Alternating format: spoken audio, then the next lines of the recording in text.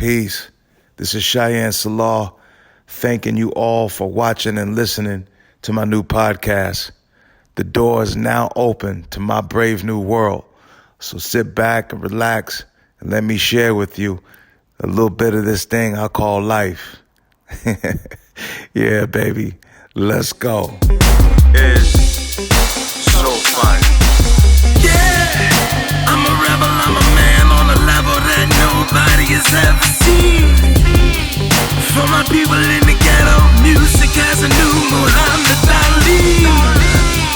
From rock and roll metal to rock and soul metal, my truth sets you free.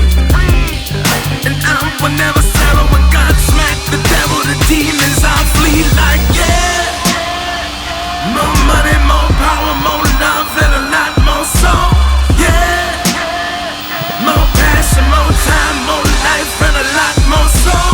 Yeah, more women like Mary Magdalene. Hey, baby, let go.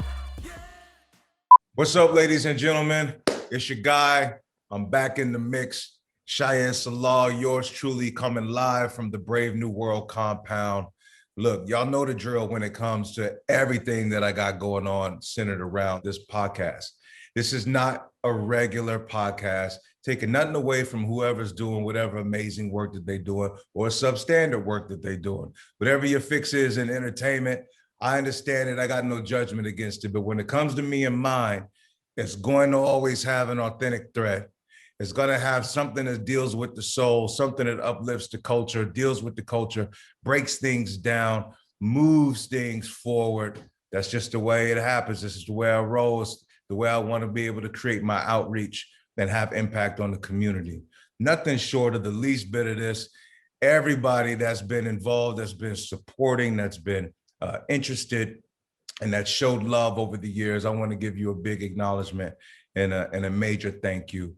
A lot of things don't happen without the unity of a team and crew. So I want to give a big shout out to my crew, all the guests that we had so far. The last guest, the beautiful, amazing queen, Miss Keela Hall, she came into the room and stole the show and did her thing. And this week we got a phenomenal piece that I cannot wait to jump into. And look, here's the deal. Y'all know the world is wild.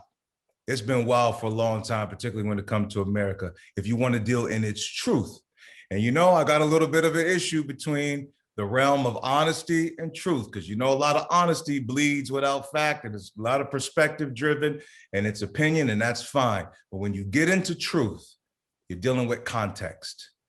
You're dealing with science, you're dealing with fact, you're dealing with viability, you're dealing with elements of how things came to be, what happened, you're dealing with actual time frames, you're dealing with all these kinds of things combined, and it removes one's ability to be stuck in their opinion. So today, on this episode, I got one of the coldest truthists I've ever met in my life. My big brother, Dr. Mack, is with us today, and we're going to be jumping into some serious segments. Those of you that do not know the good Dr. Mack, I'm going to tell you right now, I'm going to leave it to you to do your own research. He already didn't talk. He don't like a lot of accolades. He don't like a lot of showers and blankets on his name because he's down in the trenches with the culture. And so I'm going to go ahead and make the segue move to where we can just get with our good brother, welcome him in to the show. And I want y'all to welcome here to Shyan Selah's Life, Dr. Carl Mack. Look, bro. What's up, big bro? Man, it's all fam. It's all good, man. Always cool in the game, especially when I'm hanging with you. So thank you so much. Hey, man, you looking good. I see you set up.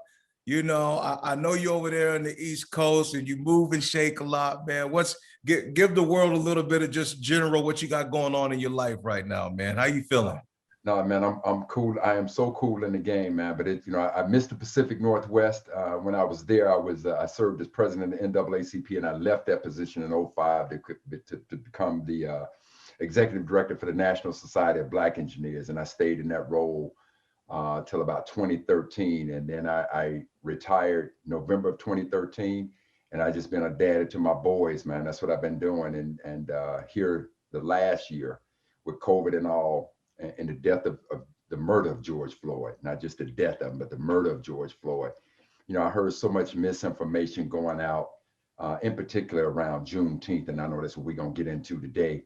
that it made me decide that I want to go back and do another one of the Black History calendars that I've done in the past. And so here's the latest version of it, Black Heritage Day 4. So I spent about a year, just going through, man, researching every day, pulling the facts out. And again, because of this misrepresentation of Juneteenth, I really just got a lot deeper into a lot of different issues that normally I hadn't gone that deep into in quite a while.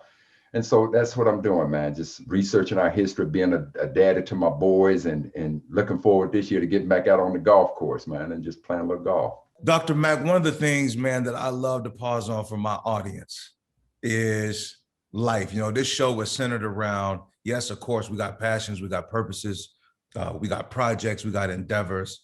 But at the same time, we're living our lives, and whether that means in some cases we are sons and daughters, or we are mothers and fathers, and we're brothers and sisters and cousins, and we have that functionality that is going on in the midst of one of the most, if not the most, chaotic struggle of a people ever known in the history of the world, and in many respects.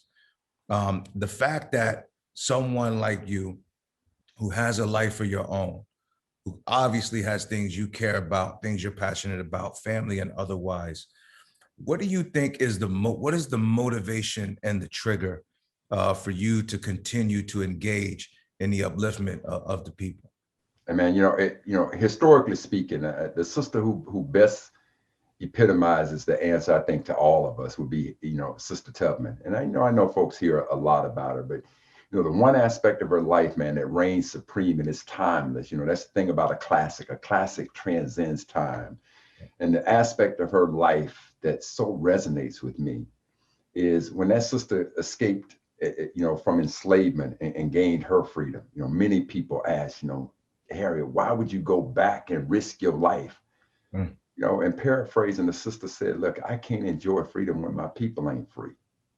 So that's what drives a brother, man, is, that constant fight, to try to help us get free, not only physically, financially, but, as importantly, intellectually, because, part of what made the enslavement of our people easy for them is they understood that if I want to control the behind, I need to control your mind. So part of what I want to do today is just unlock our minds about things. And, that's the aspect about history that people place so much credence on. History helps you to think critically. You look at a situation today, just like I said, when you looked at the murder of George Floyd on May 25th of 2020, all of a sudden these actions started taking place, this whole movement, let's do something to show Black folks that we're sorry about, even slavery. I tell you what, we'll just make Juneteenth a state paid holiday because that ended slavery. Well, I mean, if you understand history and you get the critical thinking of it, man, it just don't make no sense. So, again, we'll get into a little bit of that. Well, that's interesting because, our culture in all of its beauty and all of its dynamics and all of its brilliance, and in some cases, in all of its ignorance, when you've been traumatized, sometimes it's just easy. And this from a psychological standpoint, man, just where's the quick fix? Where's the next little bit of food? Where's the next blanket to stay warm? And I don't want to have to endure too much more reality. I can only handle so much more truth. Why has it got to be so heavy? Why has it got to be so deep? Right. And a lot of times we don't get into the fabric of why those factors are so important, despite all the trauma and despite how hard it is to hear, how hard it is to uncover, even though you've already been fighting and moving. When you bring up this issue with Juneteenth, and I just say we go ahead and lock into it, because I know it's going to take us down a road, and we'll flow through the process. But that in and of itself is a heavy, heavy situation. Maybe arguably one of the most undermined but most celebrated components of any notion of Black liberation. But you have, in your critical thinking and your research, you've journeyed. And I've been blessed. Pastor Palms was able to hook me up with one of your books which I swear, but I think everybody needs to, and we'll make sure that this is embedded into the programming here, where to go get the book, what website to go through to order through. This, every household needs to have one of these, anyone interested in Black history. And I love that you framed it through calendaring this information, because you got time frames and key spaces and places and moments and people where you can kind of chart the course here. But as it relates to Juneteenth, and there is a segment in this, I'm calling it the New Black Bible, Black History Bible, or New Black Almanac. You have some potion in here, man. You got some scientific stuff that's brewing, and you got some facts and figures that's brewing, and some historical data that I want you to go ahead and unlock for us, and do so by letting us know, giving us some of the little bit of the current status with Juneteenth, and why this thing is such an issue that we need to start having discussion about. Okay. All right, and so listen, I think one of the things, if you ask most people who heard of Juneteenth or celebrate Juneteenth, most people, and this is where I draw issue with it, they're making a statement, and I call it the misrepresentation of Juneteenth. They are saying Juneteenth ended slavery. And so what these folks in these states around the country, in these county governments, city governments around the country, what they're saying is, look, we want to recognize America's original sin of slavery. And since Juneteenth was the end of slavery, we want to recognize it as a state holiday or city holiday, county holiday. If that's your intent, and your intent is pure, I appreciate that. However, what has happened to us as a people, because again, there were laws that made it illegal to teach Black folks. And even today, I know it's so easy to run back into yesterday and say it was illegal to teach Black folks. It's legal to teach us now, but we're still being miseducated. Where have any of you sat down in your public schools, or you watched the curriculum of your children, and they're being taught who we are as a people and what our experience has been in this country as a people? So let me jump right into it, Brother Salam, and I want to share this screen with you. And can you see that, Brother Salam? Yes, I can. Okay. Misrepresentation of Juneteenth. Absolutely. Now, this article was ran in Associated Press about what was done right there in the state of Washington, in King County. And I want you to keep in mind, for those people who may not be familiar with the state of Washington, King County is the only county in the nation named in honor of Dr. Martin Luther King. And in King County, Absolutely. a man who stood for all, a man whose life was taken while he was in Memphis, fighting for lowly sanitation workers, as they want to put it. Yes. In that county, that municipality, that government said, look, according to the Associated Press, Juneteenth, the holiday commemorating the end of slavery in the United States. Now, were they, and not only did King County do it, but if you take a look at what I got here in the bottom, now you have a bill within the state of Washington, and I want to show you what's in the state of Washington, okay? So you have a bill in the state of Washington right now, coming with the exact same type of information. So let me try to get to that. I thought I had that on lock right there, Brother Salam, but I may be a little off. Yeah. So the Associated Press has ran an article about Washington's moves going towards celebrating this day effectively as a state or federal holiday. Correct. If I'm correct there. And so here we are. This is right now, we are live on the website of the state of Washington. Okay. So not only have we seen King County as a county do it, and as I told you, there are 46 other states who have done what the state of Washington is about to do. Now, of the 50 states in the United States, there aren't but 3 states that have not legalized Juneteenth as a holiday celebrating the end of slavery. And those 3 states are North Dakota, South Dakota, and Hawaii. Interesting. Do we know why those 3 states have not jumped into the fray, or is that just something in process? Yes, I imagine something in process, but I have no idea why they haven't done it. Okay. And I want people to understand this about both you and I, my brother. Neither one of us are opposed to celebrating Juneteenth. Oh, I want that to absolutely. be, I want that to be absolutely clear. I'm not opposed to celebrating Juneteenth. What I'm opposed to is this language right here. See, this is in the state of Washington. See, this language right here. See, this is what bothers me.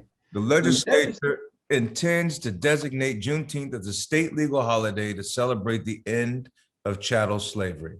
Now, so what they're telling you, what they're telling us is that on June 19th, 1865, when Gordon Granger rode into Galveston, Texas, and freed those Black folks in Texas, that was the end of slavery.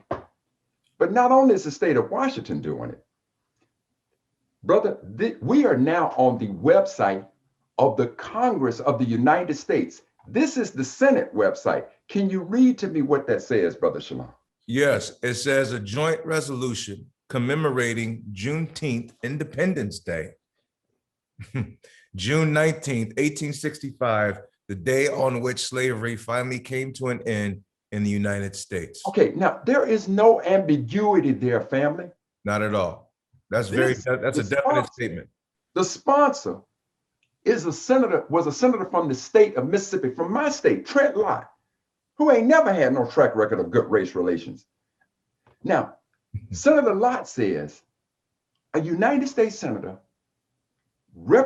sitting inside the Congress said that June 19th, 1865 is the day that slavery ended.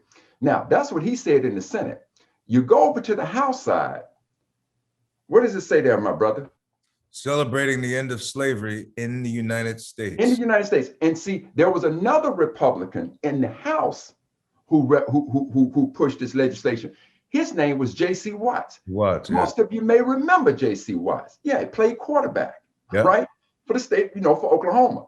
Yep. So here now you have the state of Washington saying June 19th ended chattel slavery. You got the United States Senate in the 105th Congress saying Juneteenth ended slavery. You got the House of Representatives in the 105th Congress saying Juneteenth ended slavery. Now, if you want to see a real abomination of it, let's go to Kentucky. I want you to look at this. Now, this is the legislation from Kentucky. See, they said the governor shall proclaim June 19th each year as Juneteenth National Freedom Day. They approved this on March 11, 2005. Okay. Now, here's the craziness of it. They tell you so much truth. And to me, they laugh at you. They said, we can even tell them the truth and they still gonna run down the rabbit hole and do it. So look at what they say right here. Whereas most citizens believe that the issuance of the Emancipation Proclamation on January 1st, 1863 legally ended slavery. However, the proclamation only applied to states which seceded from the Union and did not apply to Kentucky. Wow. True. Yeah. Then they come back and tell you, whereas by the time the 13th Amendment was ratified in December of 1865, only 9 states, Kentucky among them. Here we go, family. What that say there, Brother Shyan? Kentucky among them still clung to the institution of slavery. They still clung to it. But now they come on and they say this. Whereas the Civil War ended in April of 1865, check. But bondage did not end for, read that for me, my brother. But bondage did not end for approximately 225,000 Kentucky slaves until the 13th Amendment was ratified December 18th, 1865. Now, they were almost correct there, except they got the date wrong. It wasn't ratified on December 18th, 1865. It was ratified on December 6th, 1865. Okay. But now here's the part I want you to pay real close attention to. Read that part there for me, my brother. It says, whereas Juneteenth or June 19th, 1865 is considered the date when The The last last. slaves in America were freed by General Gordon Granger. Stop right there. Stop Okay. right there. Now, here's the word I want you to pay attention to. Whereas Juneteenth is considered the date when the last slaves. See, they just told you June 19th didn't end slavery. On June 19th, all of your ancestors weren't free because right up here, they just told you Right. that 225,000 of our ancestors were still enslaved after Juneteenth. Now, just to show you how much they just don't care, look at what they say here. They say this: whereas President Harry S. Truman signed a bill in 1948 proclaiming February 1st National Freedom Day. Let's just pick any day. June 18th, December 6th, June 19th, it don't matter. It's their history. Nobody's paying attention to it. But now, I want us to be clear on when slavery ended. So, hey, let's go to the History Channel. Read that for me, my brother. Okay. We're on the history channels. History.com. Right there. On December 6, 1865, the 13th Amendment to the U.S. Constitution, officially ending the institution of slavery, is ratified. It officially ended it. So, fam, let me take you here, and I want to just show this to you in a different way. I want to show this to you in a different way. All right. Now, let's put it all together.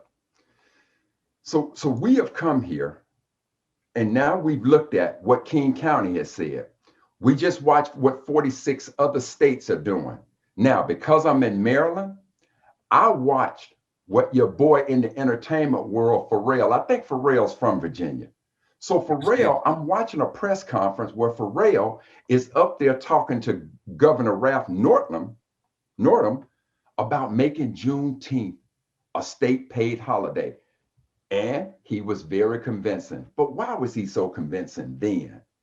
Because this was after the murder of George Floyd. Now white folks is willing to do anything.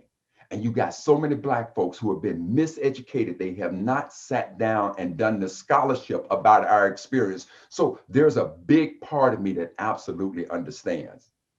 So we want to set this record straight. Now, before I go further, let's go back to the state of Washington, because I want you to understand something. There's a sister named Melanie Morgan, who is the big pusher. She's the big sponsor of this.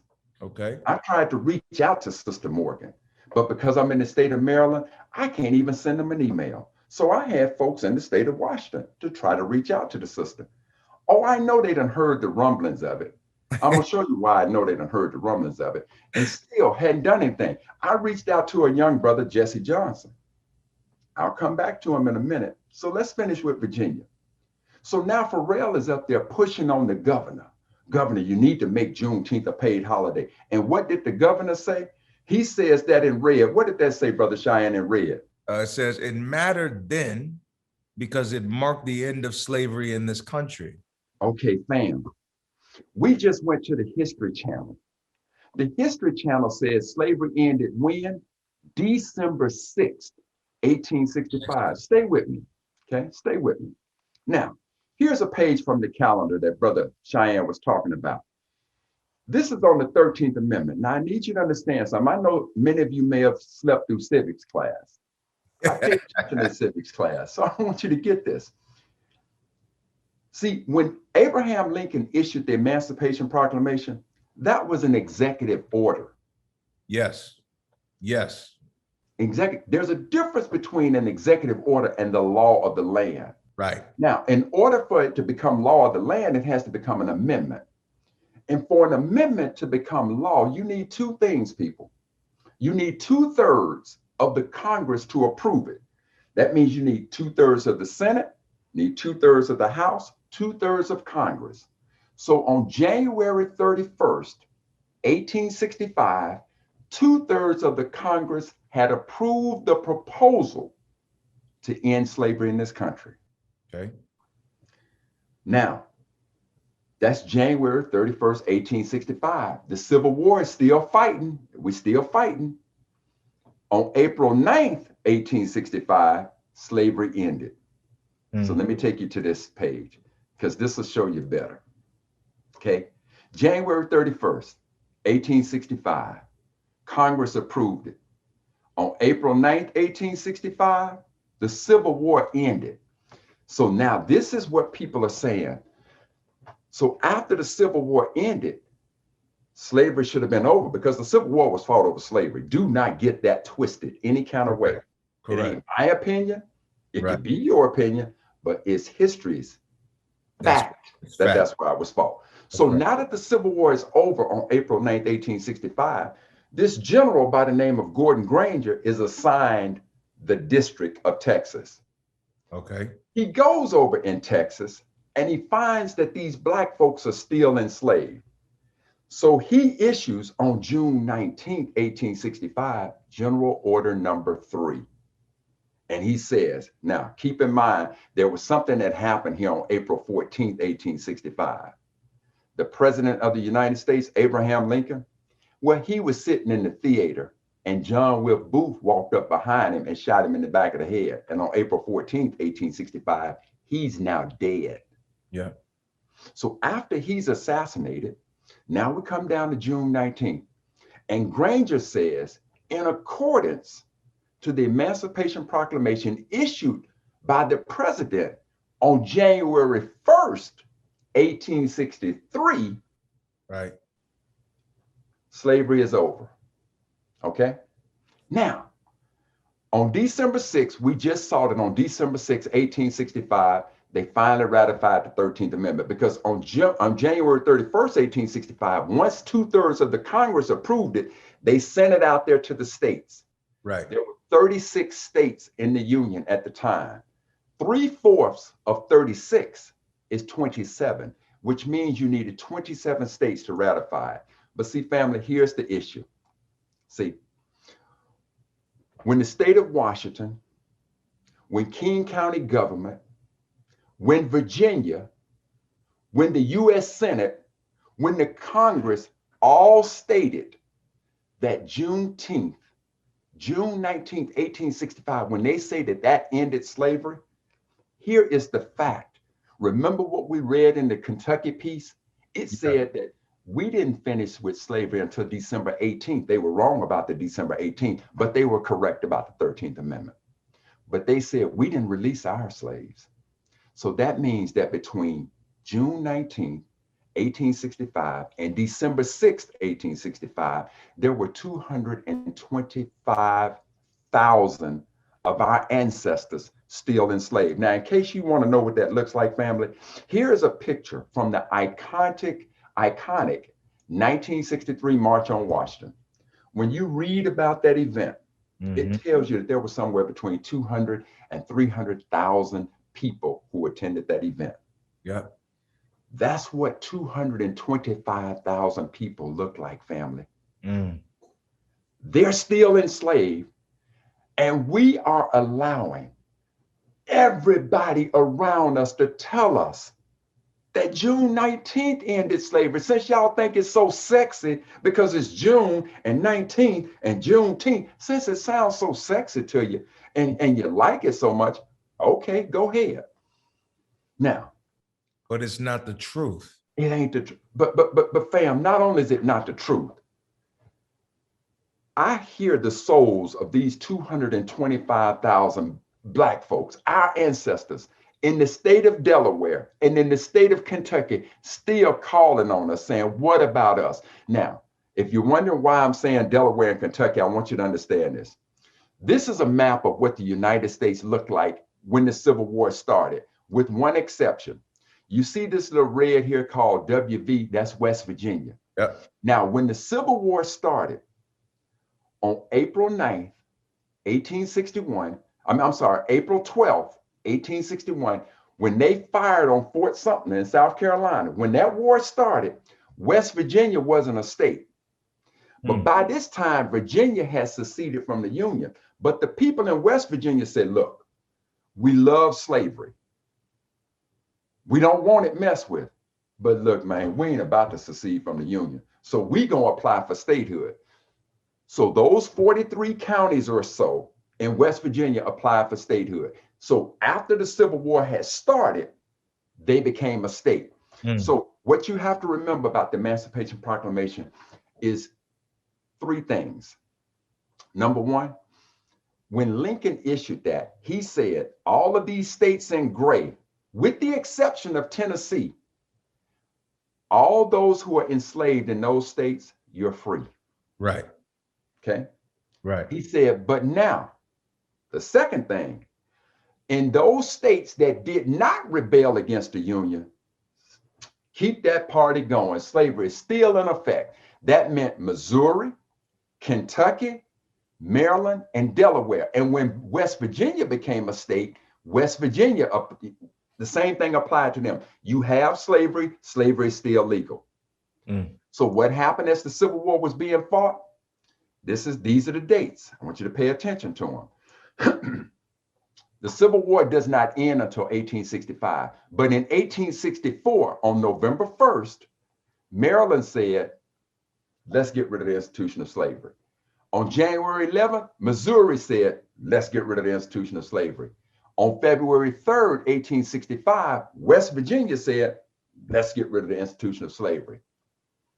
But Kentucky and Delaware, they said, oh, no. We ain't getting rid of nothing. Because remember, Lincoln said, slavery's still good here. So they held on to slavery. Right. They held on to it. April 9th, 1865, the Civil War ends. June 19th, 1865, Granger rides over here into Galveston, Texas, issues his proclamation. But again, family, those 225,000 Black folks, they are still enslaved. So I'm not bothered by the celebration of Juneteenth. Oh, contraire. What I'm bothered about is that there is not scholarship into our history that we would allow a quote unquote celebration to occur when there are 225,000 of our ancestors still enslaved. Anybody who thinks that this is just trivia, Harriet Tubman would slap the mess out you. She slapped the taste right out your taste buds.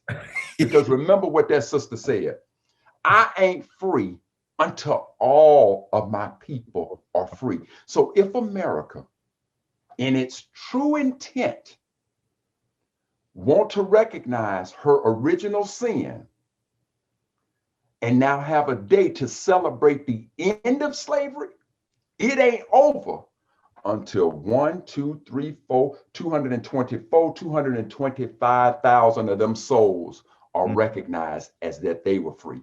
And that, family, that didn't happen until December 6th, 1865.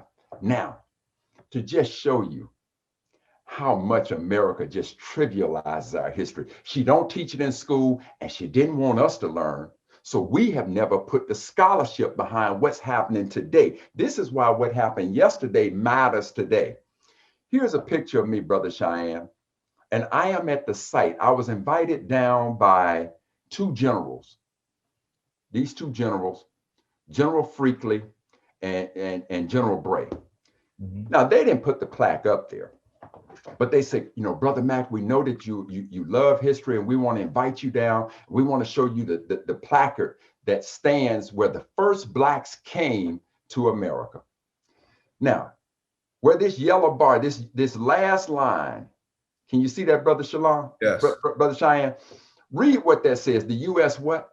The U.S. abolished slavery in 1863.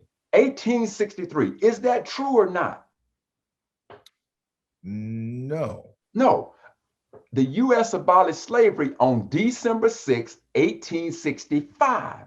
Now, can you read what it says underneath there? The Department of what?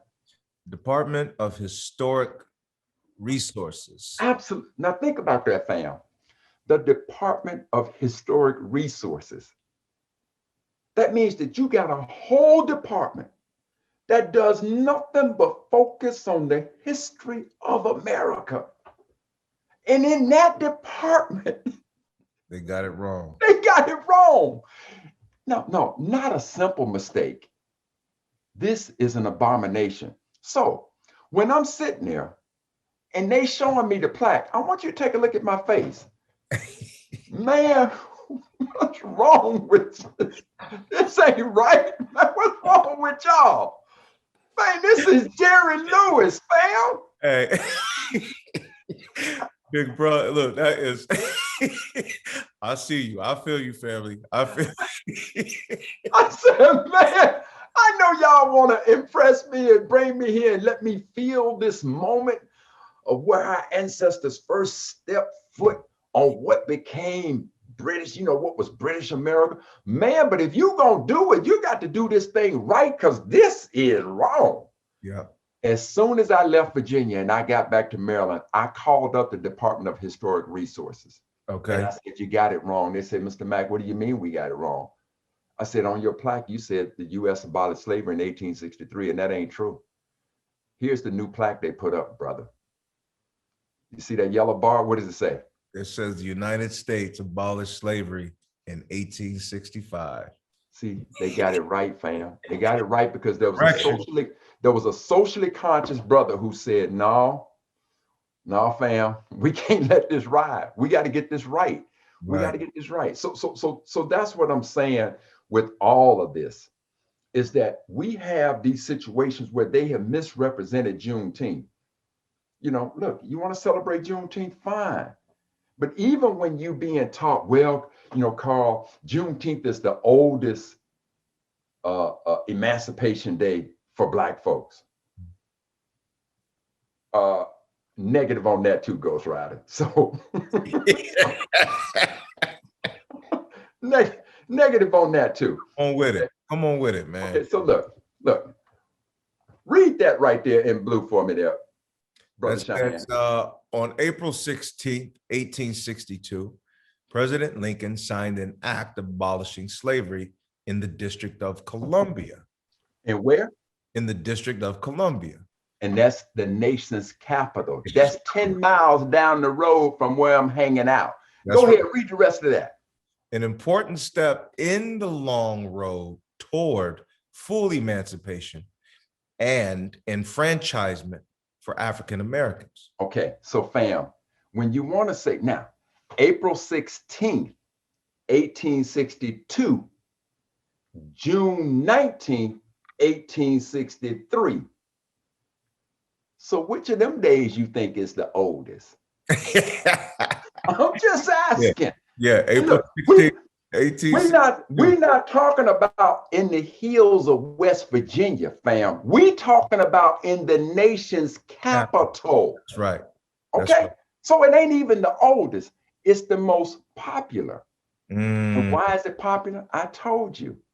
Because of the alliteration, June 19th, Juneteenth. It sounds sexy. And when people told you to lie, that Juneteenth ended slavery in America. Now, Brother Shyan, is there any doubt that June 19th, Juneteenth ended slavery? Did it or did it not? It did not. It did not. That ain't my opinion. That ain't your opinion. Right. That's what history tells us. Right. So when I'm watching Black folks push the agenda, and there were Black folks in King County that pushed it, and I'm having conversations with King County right now. Okay. And see, right now the problem is, I too once believed that Juneteenth ended slavery, but I did what Dr. Woodson asked us to do. And Dr. Woodson, the father of Black History Month, who started Black History Month, he said, look, I'm not asking white folks and nobody else to set aside some time for us to study us. I'm asking us to set aside some time and focus on studying us.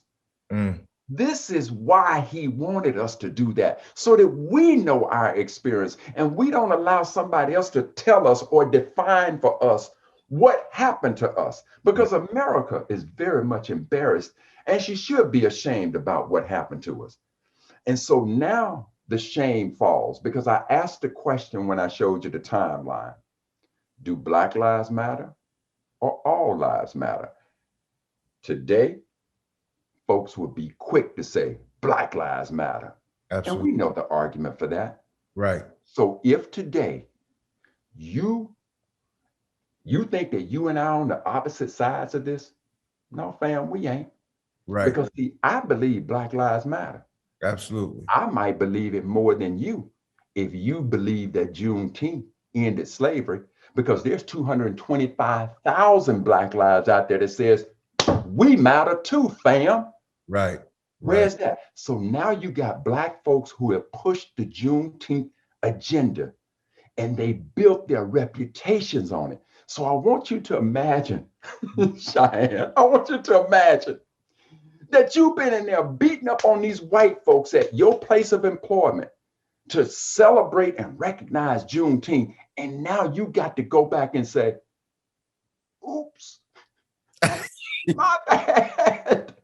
I got it wrong. Hey. White folks like, Shyan, you mean to tell me that you can't even get your own history right? Hey man, wait. So okay, so because this is deep right here, Right. because this is a hurdle in the ego. I'm looking at it even just from a straight brand centric. You've been pushing this thing and pushing this thing, and this is the brand. This is the new thing. This is the promotion. We rock it. We rolling. It's moving. It's going. And then you find out in the midst of it, right?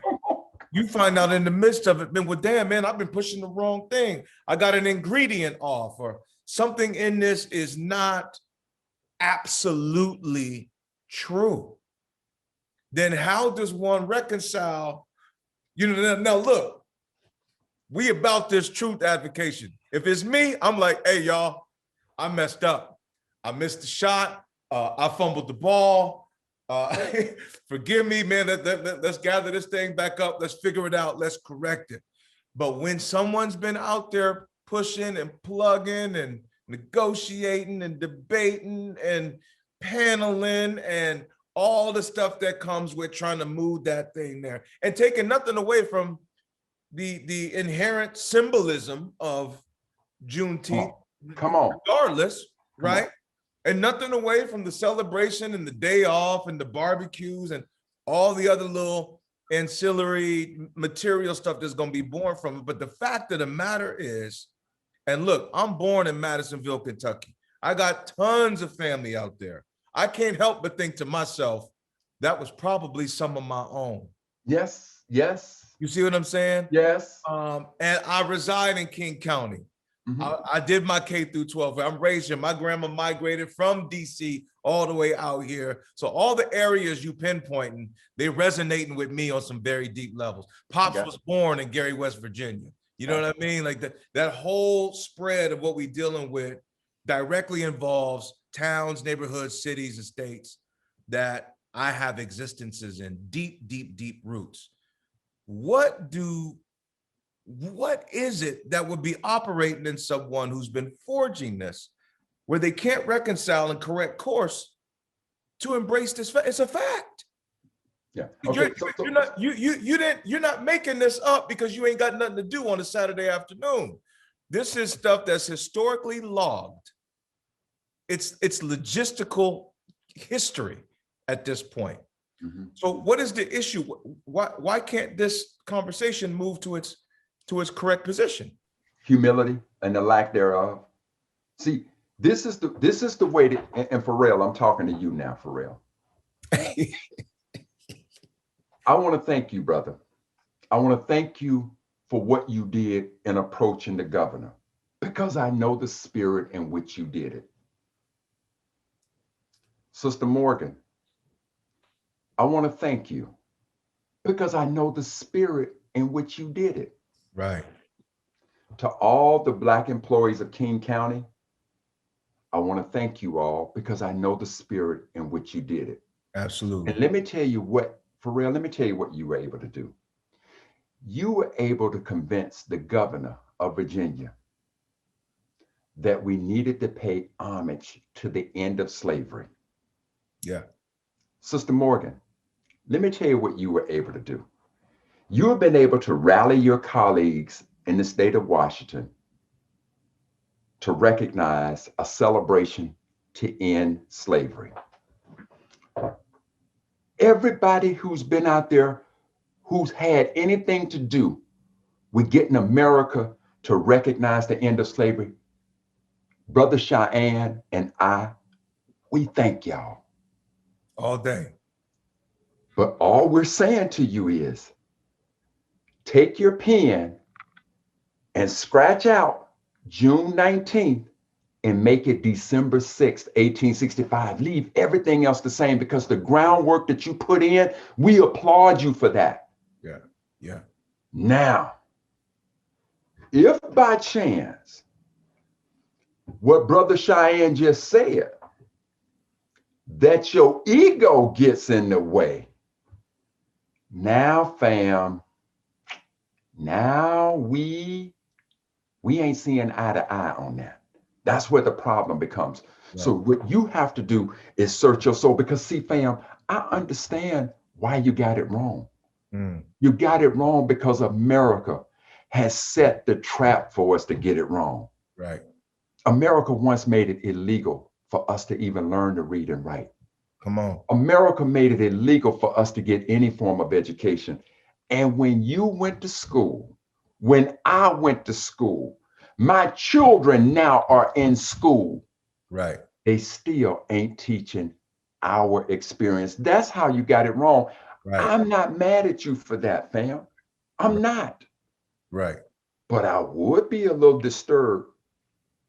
Okay, I'm being politically correct and I don't really roll like that. I would be real upset with you if now that you got this truth in front of you, and you still allow your ego to perpetrate this truth and allow 225,000 of my ancestors, our ancestors' voices to go unheard. Not happening. Right there, fam. You might be my skin, but you ain't my kin. Believe all that. That's where we have a problem. And look, and I stand in that, because I can't help but think, and everyone that know me know this. You could take the least and the most little and the most without of us. And when the big bad bully and the big bad wolf come around that corner, I'm standing with little man. And big bad wolf baby ready to throw down all day long. I'm not leaving none of my bros and sisters behind on any level. When I think of it in my mind, I say to myself, if you just equate it, and I think that was a great illustration with the March on Washington, given the size and the capacity of those left behind. Yes. When you think about, man, that's cousins, that's husbands and wives, that's mothers and daughters, and that's fathers and sons, that's people, that's classmates, that's teammates that otherwise are left in chattel slavery. So we ain't talking about, I mean, look, the most disgusting form of being alive and not living is chattel slavery. You talking physical, spiritual, emotional, psychological, biological, every aspect of anything that can be impacted with multi-generational traumatic effect that will stand for countless generations to come. And once one legal issue of emancipation starts to run its thread and say, well, this is the day of liberation, but it's not true. And you got a whole city's worth of your own people still locked in cages and in cuffs and in chains and getting whipped and spit on and raped and molested and disrespected and left out and unfed and dog sick on whatever, and all that comes with that shit that's going on. It's not okay. No. So it has to be recognized. It has. And Brother Shyan, look, go in and try to make any other day Passover except what is Passover. And tell me what. Look, and I got some phenomenal friends, and I got some phenomenal Jewish friends. They will come get you. Yes, They're sir. not having it. You're not going to tell them about their culture. No. And how to move with it. Let me go and try to convince any of you who's listening to this that the day that's your birthday, it really ain't your birthday. Let me go and try to convince America that July 3rd is Independence Day. Let me tell her that we gonna remember on 9/10 and not 9/11. Come on, man. Everybody at the table of brotherhood got issues with it, but we can sit at the table and they give us any day when 225,000 of our people are still enslaved, and we're like, well, at least we got something. No, fool, you got played is what you got. Right. That's what's happening. And we got to cut that out. And so listen, I'm gonna share one other thing with you, my brother. Mm-hmm. God, I think this is it. And I want people to, since we talked about the calendar, this is September 22nd in the calendar. And I put that in the calendar because that's the day that Lincoln actually issued the Emancipation Proclamation. But he gave the South 100 days to get right. He gave them up until January 1st, 1863. And said, now look, if y'all come on back to the fold, we all good. But as you'll see in here, we talk about the things that matter. And that is, number one, those blacks who were enslaved in states in rebellion against the Union, he now said that they were free, which now I'm gonna just tell you what that really meant, family. I want you to imagine, Brother Shyan, because you don't have to imagine, you are in the state of Washington. Yes. Imagine that the governor of Oregon passed a law or signed an executive order saying that the people in the state of Washington has to send them 1% of their income. You like, yeah, what's wrong with you, man? You ain't got no jurisdiction here. Yeah. See, that's what the Emancipation Proclamation meant to those 11 states that left. See, this is why I want you to understand this, family. And I want you to just bear with me for a minute.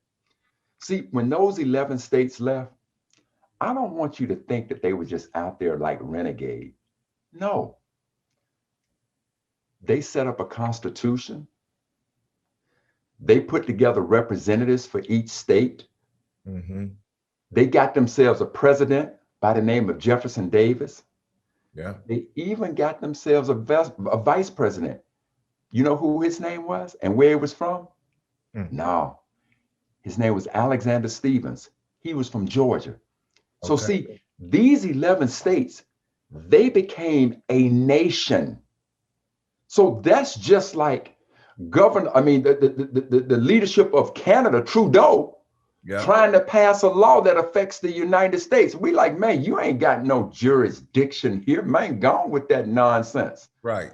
So when Lincoln passed the Emancipation Proclamation, man, the Southern states was like, dude, that ain't got nothing to do with us. Yeah, who are you? Our own nation. Yeah, who are you to tell us how to, especially our free labor force that we making millions of dollars off of? Now, I want you to also see this. See, because not only did they talk about it, here's a phenomenal little piece of history. So that piece in blue, Brother Shyan, see, that's William Seward. Okay. See, now William Seward was the Secretary of State. But Brother Shyan, can you read that for us? Yes, William Seward, Lincoln's Secretary of State, commented, "We show our sympathy with slavery by emancipating slaves where we cannot reach them and holding them in bondage where we can set them free." Stop, fam. I need you to, that part that's in quotes, read that again and read it slow. Let's think critically about this piece. Yes. What did the Secretary of State say to Lincoln? Read that again for me, fam. He said, "We show our sympathy with slavery by emancipating slaves where we cannot reach them. We can't reach them. And holding them in bondage where we can set them free." Good Lord. Fam, see. Wait, hold on, man. Hold on, wait. Man, that's wicked, bro. Come on. That's the beauty of our history. Man, it gives you such phenomenal insight. Brother Shyan, I didn't make them words up. Right. You didn't make them up. That was William Seward. Now, I want to tell you something about Seward. Seward used to be the secretary, he was the governor of New York. Brother was a staunch abolitionist, man. And he even represented a brother who killed 4 people. He represented a black man who killed 4 people and tried to get him off. Now, he lost the case. He tried to get him off on a plea of insanity. And he went down the moral road of saying, how could you not, paraphrasing, how could you not understand what this brother did when we think about the institution that we had him in? Right. I'm just saying, man. So see, these cats, it was some deep cats, man, doing some deep thinking. But think about what Seward said to Lincoln. He said, man, we ain't got no jurisdiction over these 11 states because they done seceded from the Union and formed their own government. And we gonna talk about those people are free. And then those states that stayed in the Union, you gonna allow slavery to continue there? See? That's a whole nother level of heavy. That's a whole nother level. And so just so folks understand that, here was an article that I wrote, and I so appreciate the Seattle Medium for printing this, because I sent an op-ed piece to the white press. None of them wanted to cover it. And so I sent this to the black press in Seattle Medium, the misrepresentation of Juneteenth. So, here again, and again, fam, I want y'all to take a look at this too. I want you to look at this now, because see, if these people who claim to represent us, if they really down with us, let's hold them accountable. Let's ask the question. See, there's Melanie Morgan. She's the sponsor of the bill. And see, I spoke to this brother right here. I spoke to him. No problem. Yeah. I spoke to Brother Jesse. And again, I'm not trying to call Brother Jesse out, but I do want to, I want somebody to answer me, and ignoring me ain't gonna be the answer. Right. I ain't got it like that with you, I want to have the utmost of respect for you, and on the surface, I do. But man, we talking about our culture. I'm not here to play politics with any of y'all. Exactly. None of y'all. And if you got the courage to pass the legislation, then have the courage to sit in front of sit in front of academia and let's talk about it. Absolutely. Because here's a quote that absolutely reigns true. And it reigns true for Melanie Morgan, Jesse Johnson, and every one of them that signed on to this. Here's the quote, fam. It is a truism of history that people react on what they think happened rather than what actually happened. See, Juneteenth ended slavery. You thought that happened. It ain't what actually happened. Right. Now, if we want to sit down, and you can bring your most phenomenal historical scholarship folks you want to, and let's sit down and have a scholarship debate about it, because you know why? Our history deserves that. Yes. The Jewish culture, they put that scholarship behind their history. They put that practice into it.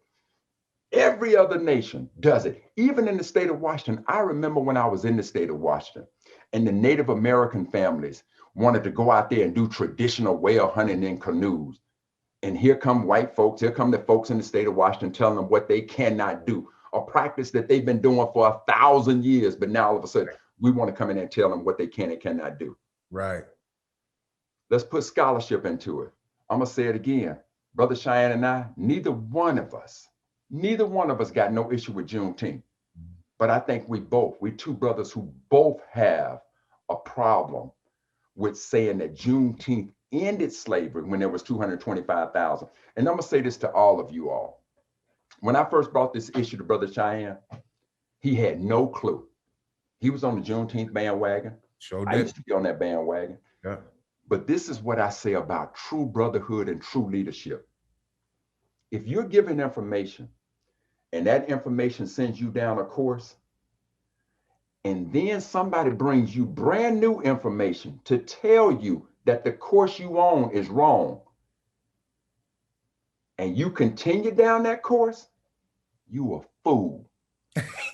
But a true leader would take that new information, and if that new information says, that's what I watched Brother Shyan do. And for that, see, that's the humility of the brother. That's what touched my soul about you, young bro. That's what touched my soul, because so many of us are so wrapped in our ego. Ain't no way I'm coming off this. Right. My pride won't allow me. Right. They call that foolish pride. Right. So all I'm saying, family, is if something that me and Brother Shyan have shared with you all today, if you can find that it is that we are historically wrong, or our interpretation of it is wrong, because the beauty of the documents that we presented to you today, there is no ambiguity. No. Ain't no confusion. No. Ain't no cloud. Right. This is about as symptomatic of that song. I can see clearly now, the rain is gone. Right there, baby. Hey, that's the truth. And look, to your point, big bro, I certainly viewed it as the day. Juneteenth, that's what you're kind of raised with. That's what you know.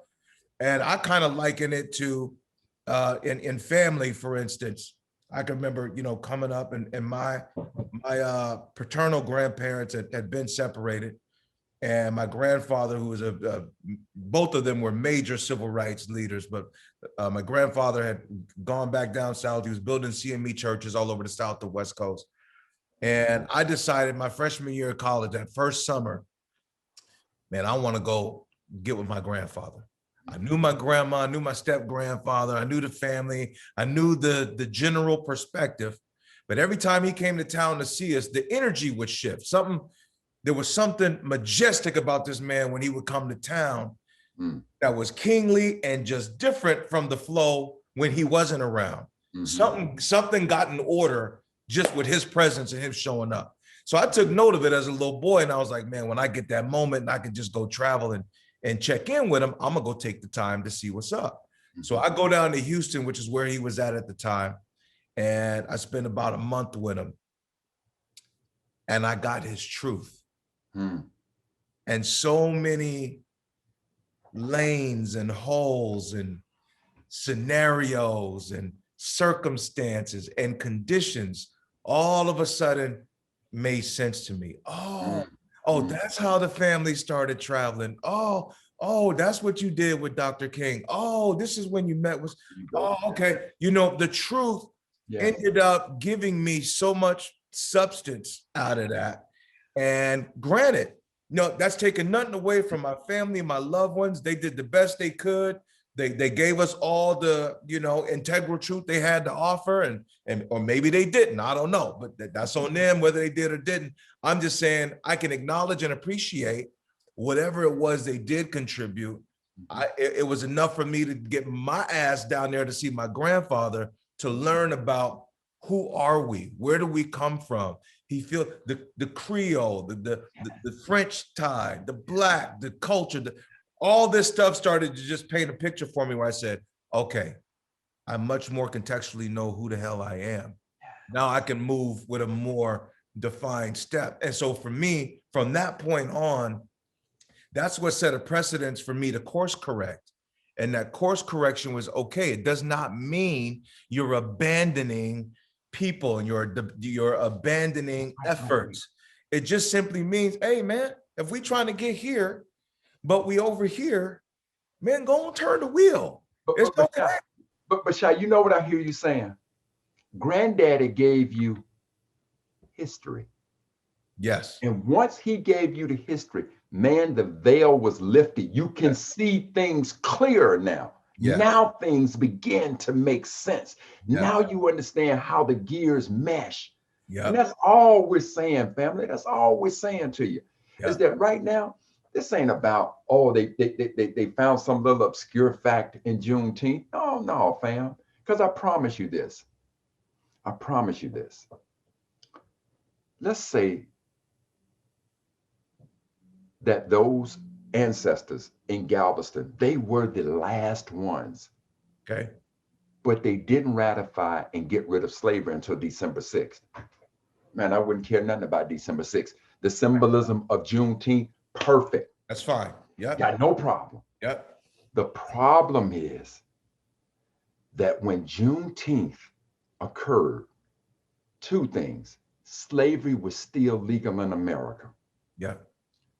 But more important, In Kentucky and Delaware, over 225,000. That, fam, That's crazy. I can't fire up the barbecue under the premise that Juneteenth ended slavery. Come on, bro.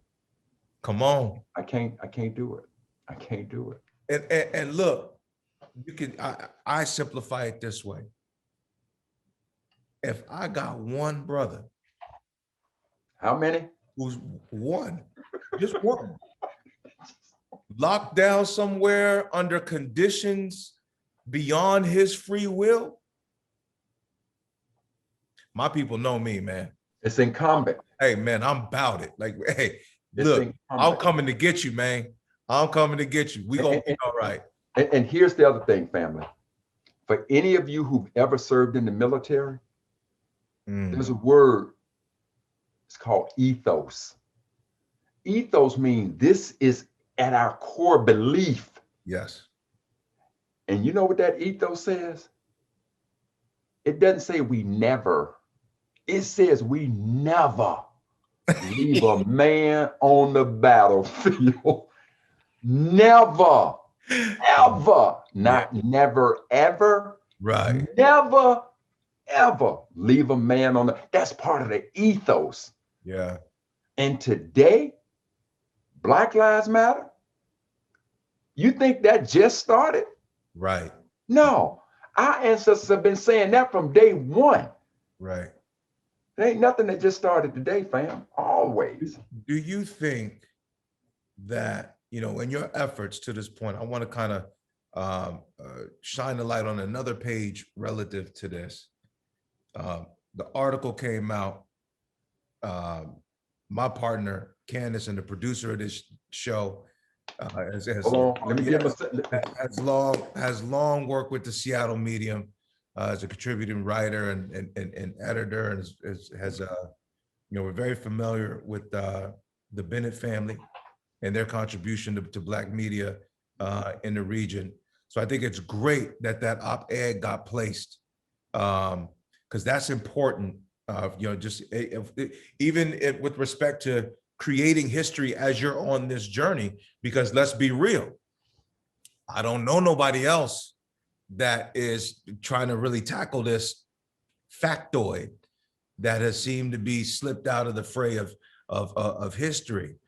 So big kudos there. But I want to try to shine the light on, man, what are you up against in getting to the right audiences and having the right response towards you know, what this issue entails? What are you facing that is against this thing moving forward?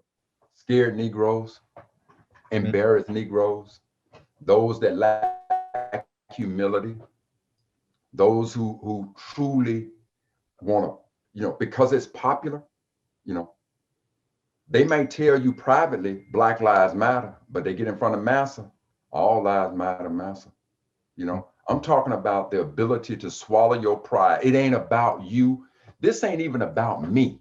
Right. It's about them 225,000 people. It's about the efforts of Carter G. Woodson. This is why he wanted us to study who we are so we can better understand. Yes. Anybody who knows me and you knew of my efforts when I was in the NAACP, you knew I was a ride or die kind of brother. I didn't care what it was. Right. My history, you know, my history in that endeavor is pretty clear. Absolutely. But I want you to understand something, fam. When I came from Jackson, Mississippi, and I got my degree in engineering, I was an educated fool. And I'm saying that because I couldn't give you 100 words about what it is to be Black in America. Martin Luther King Jr., Malcolm X, and I was 94 words short after that. I knew nothing. But man, when Dr. Edward Jones from the University of Washington unlocked my mind and poured this experience into me, and I began to see things that I never saw before. And now the words of Charles Hamilton Houston reign in my DNA. When I was in NAACP, I'm not going to hope you meet with me and you like me and you do right by me. See, that's living on your knees. Right. Charles Hamilton Houston said, I would rather die on my feet than live on my knees. I'm not begging you for what my ancestors have paid for, my God-given right. You think I'm coming to negotiate with you about what's mine and my people? You done lost your Jerry Lewis mind. And we gonna party with this one, fam. Absolutely. Pack a lunch because we gonna be here for a minute. And I didn't care what the price was. I remember when they arrested me. I was working for King County and I got arrested protesting King County. They told me, they said, Brother Mack, stay out of trouble for 30 days, 60 days. This will all go away. I said, fam, I need you to understand something. I'm protesting the shooting of a black man, of a black man by a rogue thug King County deputy sheriff. Now I'm facing your judicial process. He never faced it. You want to send me to jail? You want me to lose my job? And trust me this, fam, I've been married for 2 years. I had a 1-year-old son. I had a big, healthy mortgage. I remember telling my wife, baby girl, if they lock me up, I know you love me, but you take my boy, you sell a house and you go home. Do what you need to do. I don't need you waiting around, suffering through all of this. We're going to be just fine. That's right. But raise on fun. And my wife, God bless us, baby girl was like, look, we in this thing, babies. Right. Right. That's the price we were willing to do with that. So I get that. So in this case, when you ask me what's the biggest obstacle, the biggest obstacle are 2 things. Number one, there are scared Negroes. But number 2, it's the ability to get this message out, because I do believe this. I believe that our people want to know the truth. Yes. And that's why with you and Candace and your crew that's helping get this word out through your platform, man, I so applaud you. I'm humbled by you and your fam on doing this. So that's the other part. We got to educate the masses, because when we do that, it's impossible for you to look at me and tell me Black Lives Matter today, but they didn't matter back then. It's impossible. Man, look, when I listen to this, a resounding feeling comes in me, and really the artist in me, the songwriter in me, I get so bugged by the notion that many was left behind. And I need our producers, both Larry and Candace, you guys take note of this. A very dear friend of mine, one of my mentors when I was coming up out here, brother by the name of John Eddie J.J. Jones. This dear brother was brilliant. And he was one of the first 2 or 3 Black quarterbacks in the NFL. He backed up Joe Namath. Okay. Now, he passed away some years ago in a tragic house fire.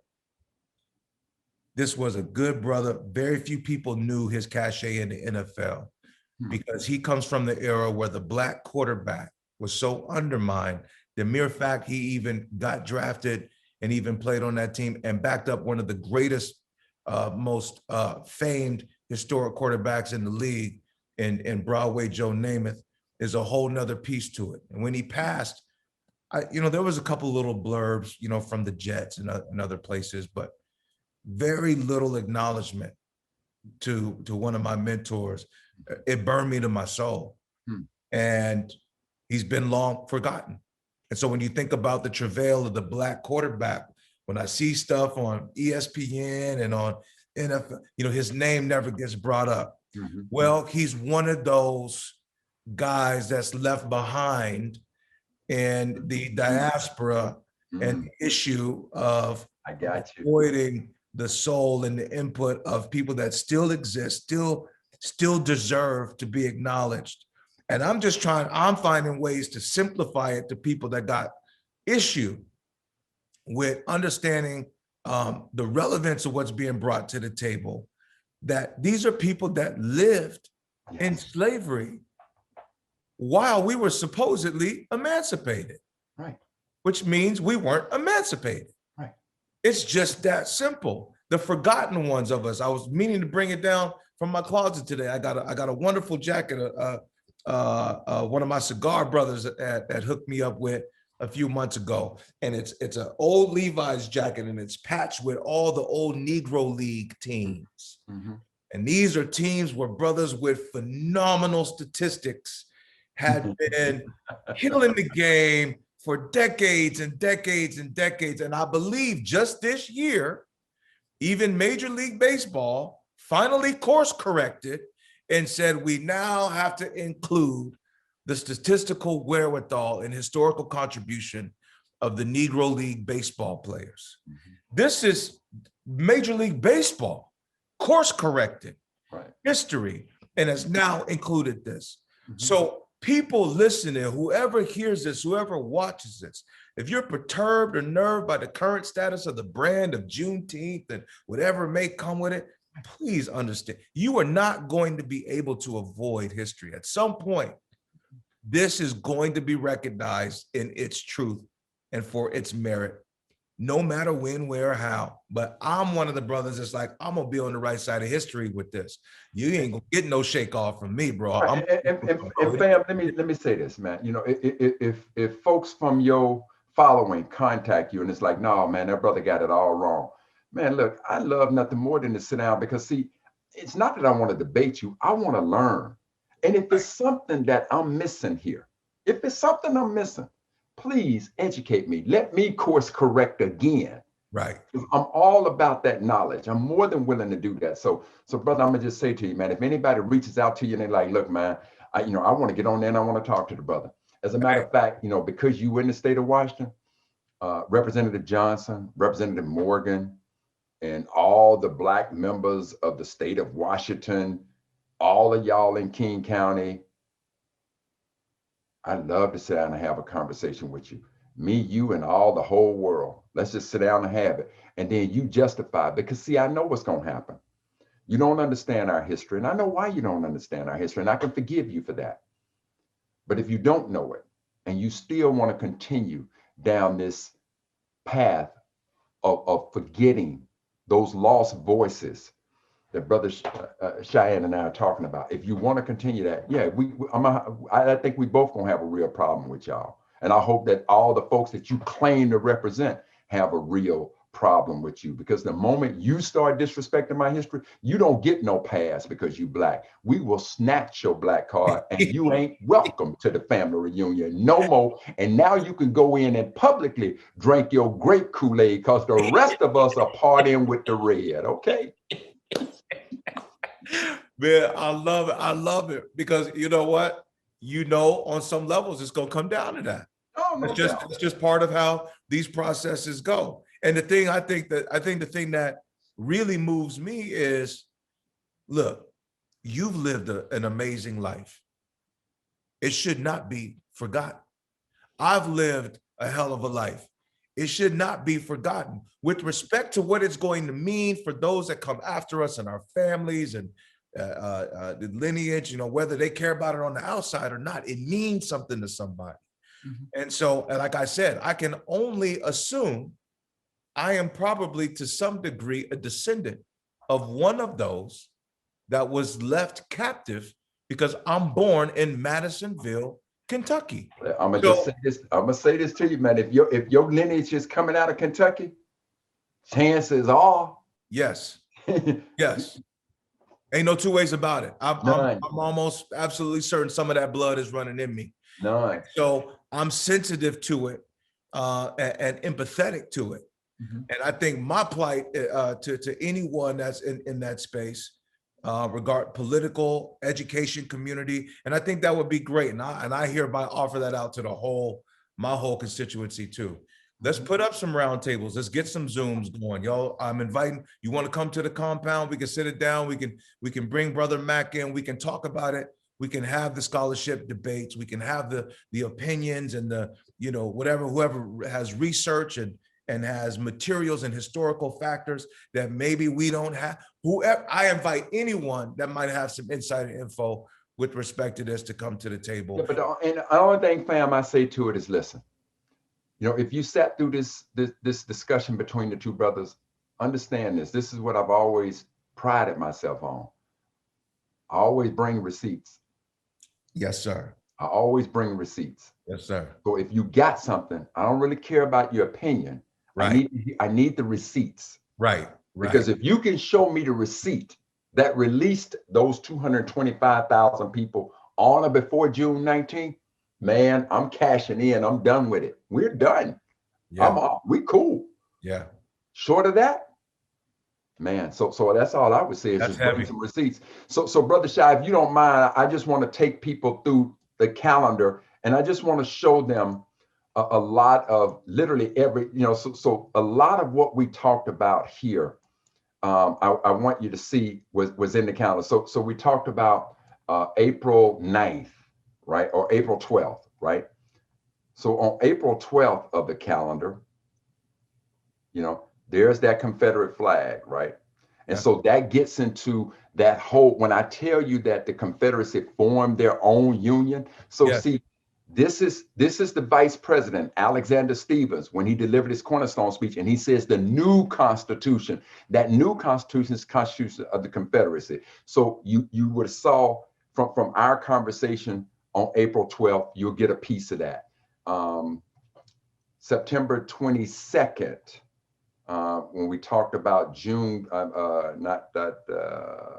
on.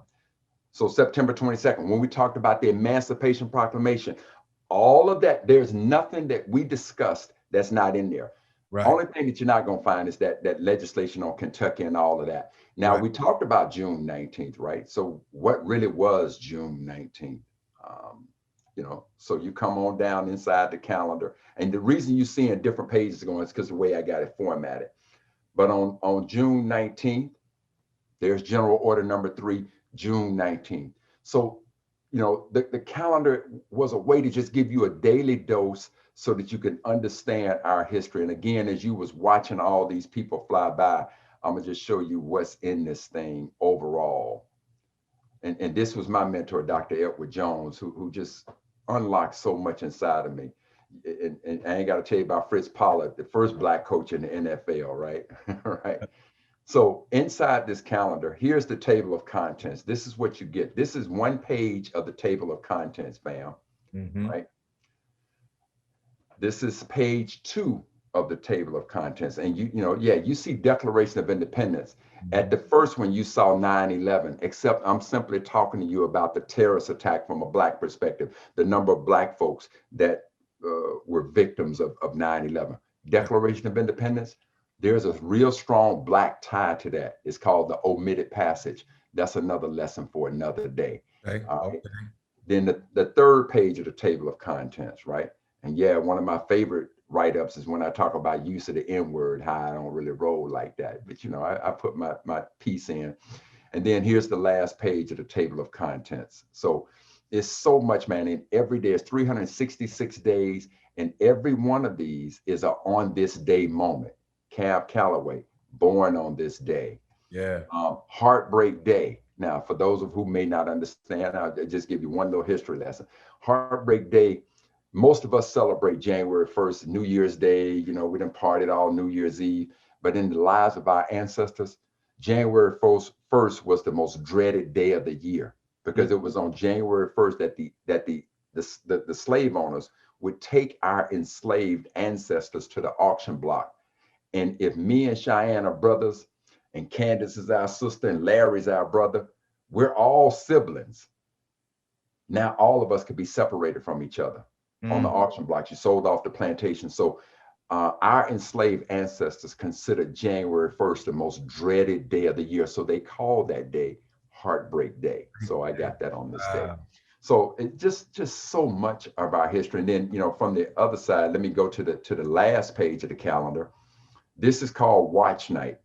Now, the reason they call this Watch Night is because on September 22nd, just like I showed you, on September 22nd, 1862, Lincoln had issued the Emancipation Proclamation, but he gave the rebellious states up until January 1st to come back in. Now, if they didn't, that's when he issued the statement that those Blacks enslaved in those states were going to be free.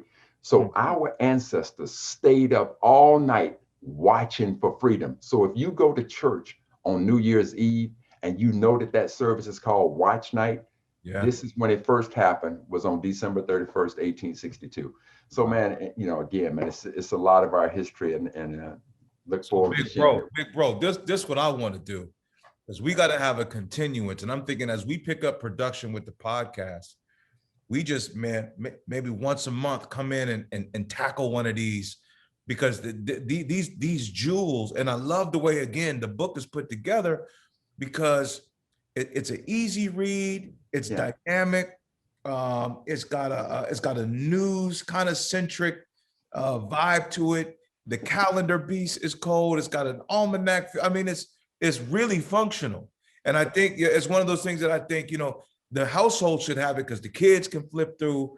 People come over. It's got that coffee table vibe. You can kick off conversations. But what I like to do is extend an invitation now that through this broadcast, that we're able to highlight some of these things and have you walk us through some of these historical factors. When I hear about Heartbreak Day or Watch Night, when I think about, you mentioned something regarding.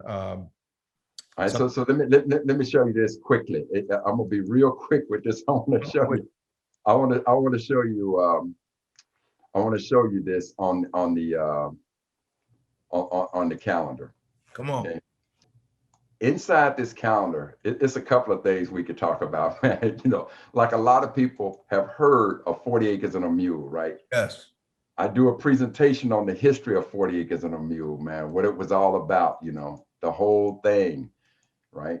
The whole thing. I'm just quickly going through it, but there's a whole history behind it. Love it. There's a page in the calendar on 40 Acres and a Mule. Now, here's one of my favorite things is reparations. I got a whole presentation on reparations. Oh, look, that's got to be our next jump off. That 40 acres and that reparations.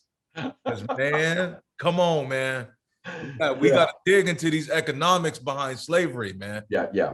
And again, one of the things I would tell you is I don't give you a subjective view of it. I will actually show you the documents to support the critical thinking of how we should look at it.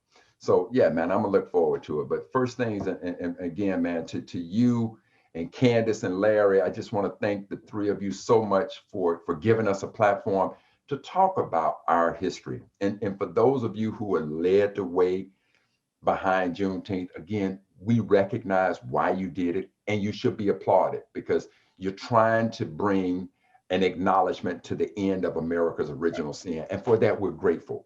Absolutely. You just got the date wrong. Yeah. And it's not as simple as a date. It's a date that's wrong because it left 225,000 of our ancestors still enslaved. And so we want that. All of us, Larry, Candace, you, me, man, we down with Juneteenth. We just ain't down with it that it ended slavery. So, if I go to a celebration and I ask some, the people who putting it together, well, I'll ask that question before you go, well, why, what's the whole purpose behind Juneteenth? Oh man, that was the end of slavery. I ain't going, because that's the, if you start, if you putting this event on and that's the guise under which you celebrating it, that's a problem. Right. That's a problem. So it's just wrong. Ain't no other way to put it. Ain't no other way to put it. Ain't no, we can't be politically correct about it. We can't do nothing. And is this pushing a boulder up a 90-degree incline? Yep. But guess what, fam? Our ancestors pushed that boulder up that incline. They got us to where we are today. And the least we can do is to remember them. Yes, absolutely. Appropriately. And I think that is the essence of what it should appropriately mean to be in a state of believing that Black Lives Matter, is that you remember the value of Black life. And again, I lean in on that with, no matter who's involved in the advocacy of memorializing our liberation, there is an applaud there, but even you yourself don't want to be forgotten in the fray of your contribution and what you're doing. And so we can't do that. It's almost as painful as it is. It's laughable to me that anybody would even want to try to sidestep this acknowledgement. It's almost like, man, come on, man. Look, and this is why I always say, like, I love your approach. It reminds me so much of the greatest of us that have come out of the arts, from some of the forerunners like the Dick Gregorys of the world, all the way down to our hip hop icons, the KRS Ones, and different people that have introduced, Chuck D, Public Enemy, introducing information that has not been readily available to the culture, not just Black culture, whites, natives, Asians, and anyone else that's digesting the curriculums that are circulating out there under the guise of any form of history, Black or otherwise. This information is not being contextualized or taught in the least bit. I haven't seen it. And I've worked with, hundreds of educational institutions, lecturing and otherwise. Most recently was on a committee helping to reform African-American curriculum being taught in the state of Washington. So that's another platform, and I'll reach out to those brothers and sisters I work with there, because I think they would really appreciate this information. Several come to mind, and so maybe we can schedule a few Zooms, man, and do the same thing and bring it out to the people so that the scholarship side of this can be kind of tackled. And man, I appreciate you deeply, man. Again, I know you're not one for a lot of accolades, but I have to tell you what you've represented in the culture here in Seattle. I can remember from being younger than I am now, your presence was always pro people. You was always about that culture, and you made no bones about it. And unapologetic, and those of us young soldiers, we understood it, man. And you're revered and you're honored for those works. And moreover, to see you stepping into this space and authoring the books and putting that info together and tackling these issues, even if it appears to be the tiniest of which, and even if it antagonizes the best of us, that's what makes a truthist a truthist. And I love you for it, bro. I love you for it. And I appreciate your time and energy, man. And we're going to keep on rolling this wheel, bro. Hey, man, I ain't but a phone call away, man. And again, man, appreciate you and the entire crew. Thank all of you, man. And let's make a difference with this, man. Absolutely. Absolutely. My brother, you have a wonderful evening. We'll be back at you soon. For all of y'all that are watching Shyan Selah's live show, this is what it's all about. Real life, real issues. It doesn't matter whether it's in the future, it's in the now, or it was before. It matters, and we got to deal with it. And we got to deal with it with the proper ones who have the correct information, the solutions, the determination to see things through. And it's our hope that the show uplifts all of you to take a piece of this and apply it to your life in whatever way, shape, or form. Nothing can get done if you don't announce a little bit of bravery outside and inside of yourself to move things forward. You can course correct. We all course correct. This is me signing off. One love, Shyan Selah, life, peace, God bless. I'm the kind of man that believe we can do